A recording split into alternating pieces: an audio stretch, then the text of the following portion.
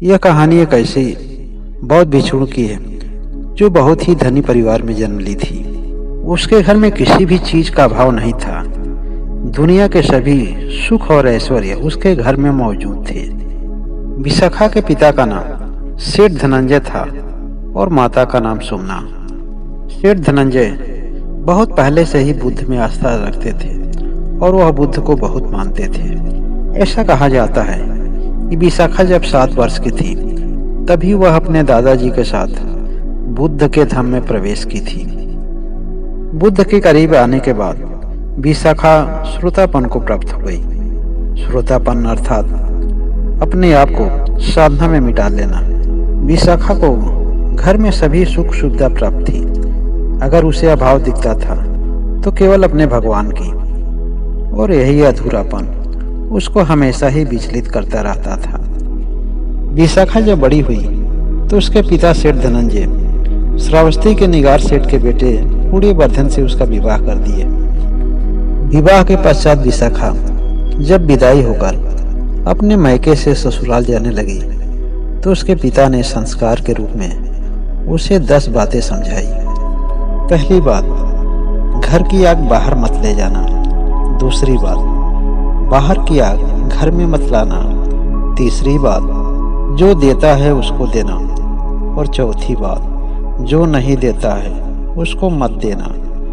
पांचवी बात, जो देता है उसको भी और जो नहीं देता है उसको भी देना। छठवीं बात, सुख से बैठना। सातवीं बात, सुख से खाना। आठवीं बात, सुख से लेटना। नौवीं बात, अग्नि की परिचर्चा करना। और 10वीं बात, कुल देवी की पूजा करना। पिता की बातों को मन में गांठ बनाकर विशाखा अपने ससुराल श्रावस्ती आ गई, मिगार सेठ की बहू बनकर। मिगार सेठ की भगवान बुद्ध में कोई भी आस्था नहीं थी। वह किसी अन्य संप्रदाय के अनुयायी थे। एक दिन की बात है, विशाखा अपने हाथों से गरम गरम भोजन बनाकर मिगार सेठ को परोस रही थी और मिगार सेठ भोजन कर रहे थे। मिगार सेठ सोने और चांदी के बर्तनों में भोजन करते थे। जिस समय मिगार सेठ भोजन कर रहे थे उसी समय दरवाजे पर एक बौद्ध भिक्षु आ गया। विशाखा के मन में बुद्ध और उनके संघ के प्रति बचपन से ही उसके मन में आस्था तो थी, लेकिन वह ऐसे घर में आ चुकी थी जिस घर में बुद्ध और उनके संघ के प्रति किसी भी तरह की कोई आस्था नहीं थी।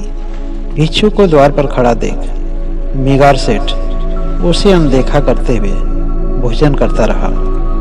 विशाखा ने सोचा कि शायद पिताजी की नज़र उस भिक्षु पर नहीं पड़ी होगी, इसलिए वह सामने से किनारे हट गई ताकि उसके ससुर जी भिक्षु को देख सकें। विशाखा ने देखा कि भिक्षु को देखने के पश्चात भी हमारे ससुर उसे अनदेखा करते हुए भोजन करते जा रहे हैं, लेकिन उसे अपने ससुराल की मर्यादा को ध्यान में रखते हुए दान देने की अनुमति नहीं थी। अंत में विशाखा द्वार की तरफ मुख करके बोली कि आप आगे जाइए, हमारे पिताजी बासी भोजन कर रहे हैं। इतना सुनने के पश्चात उसके ससुर नाराज होकर खाने की थाली अपने आगे से हटा दिए और अपनी बहू को अपने घर से निकाल देने का फैसला किया।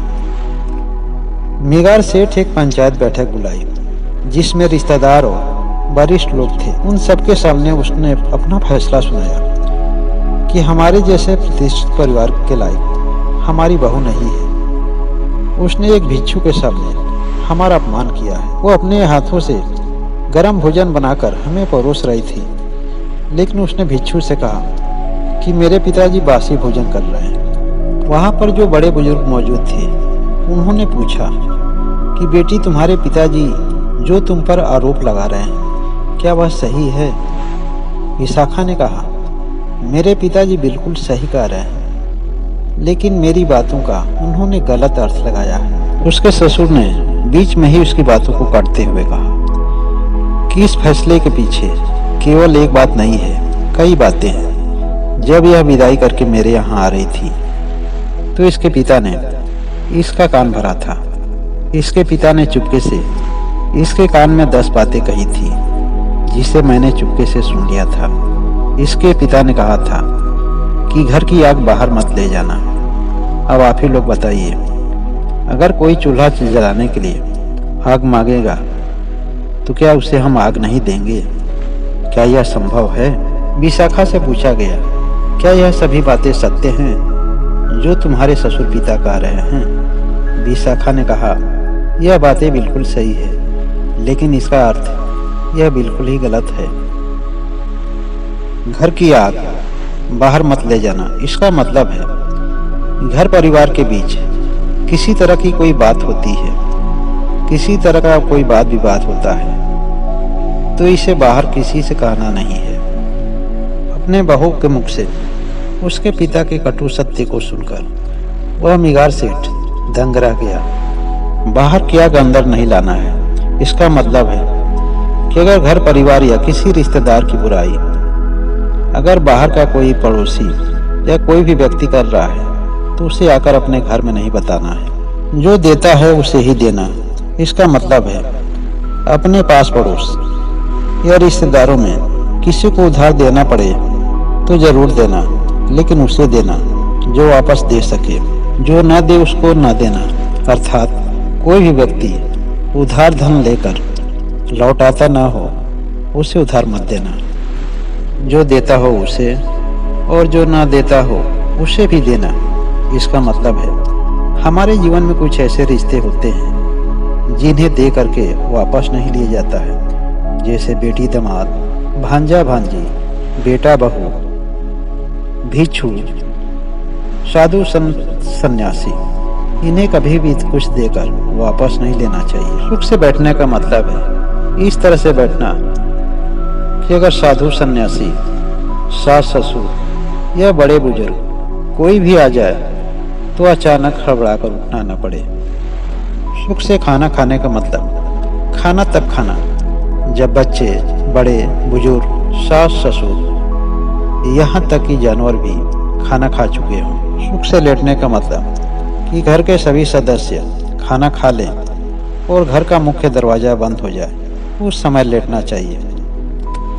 अग्नि की परिचर्चा करने का मतलब है पति, बड़े बुजुर्ग और सास ससुर के प्रति अग्नि जैसे दूरी बनाकर रखना, अर्थात इतना करीब मत होना कि उनका लिहाज मत कर पाना और इतना दूर भी मत हो जाना कि उन्हें कभी बुरा लगे। कुल देवी की पूजा करने का मतलब है कि अपने माता पिता, सास ससुर, बड़े बुजुर्ग, साधु और भिक्षु को देखकर उन्हें पूजनीय मानना। इन बातों का हमेशा ध्यान रखना कि कभी भी गलती से उनका अपमान ना हो। सेठ इन सभी बातों को सुनकर हैरान हो गया और उसे इस बात का पछतावा हो रहा था कि उसने अपने बहू को गलत समझने की भूल की है। बड़े बुजुर्गों ने कहा कि बेटी, तुम इतनी समझदार हो तो अपने ससुर के लिए इस तरह के मिथ्या शब्दों का प्रयोग क्यों की? विशाखा ने कहा, मेरे ससुर ने मेरी बातों का यहाँ भी गलत अर्थ लगाया है। यह इतने अमीर व्यक्ति हैं कि सोने और चांदी के बर्तनों में भोजन करते हैं। इनकी धन की चर्चा पूरे श्रावस्ती में होती है। इतनी संपदा और इतना वैभव बिना किसी दान या पुण्य कर्म के इन्हें प्राप्त हुआ है, तो इसका मतलब यह इस जन्म की कमाई नहीं है। यह जो भी उपभोग कर रहे हैं यह सब बासी है। मेरे कहने का केवल इतना ही अर्थ था। मिगार सेठ ने अपने बहू के मुख से निकले हुए सभी शब्दों को स्वीकार किया, लेकिन साथ में उसने यह भी कहा कि कोई तो मेरा अच्छा जरूर कर्म रहा है जिसकी वजह से मैं तुम्हारे जैसे बहू पाया। और इस तरह से विशाखा इतिहास में विख्यात हुई।